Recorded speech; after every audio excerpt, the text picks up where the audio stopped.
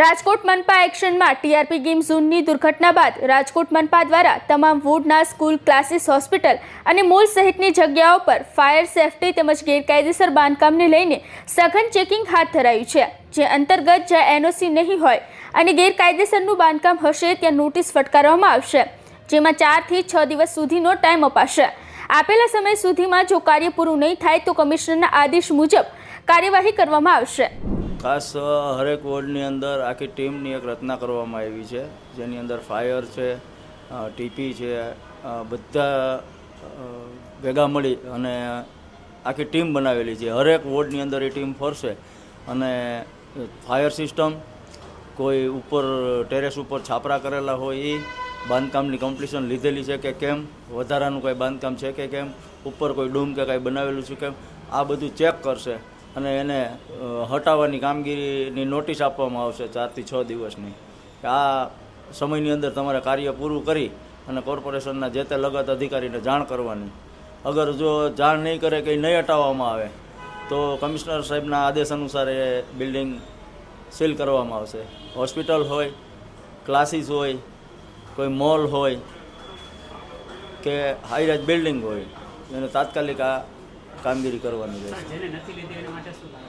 એને હાલ નોટિસ આપી છે અને તાત્કાલિક કામગીરી શરૂ કરે એવી એને તાકીદની નોટિસ આપી છે।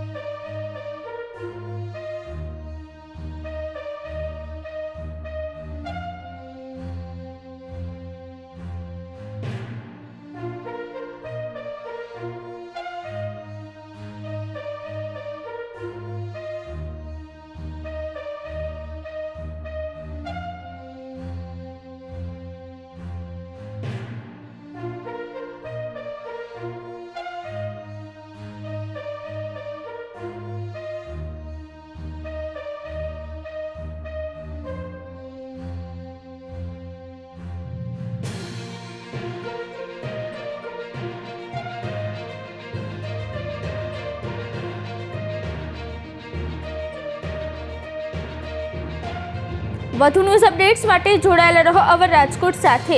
વધુમાં અમારી યુટ્યુબ ચેનલને સબસ્ક્રાઇબ કરીને બેલ આઇકન જરૂરથી પ્રેસ કરજો। નમસ્કાર।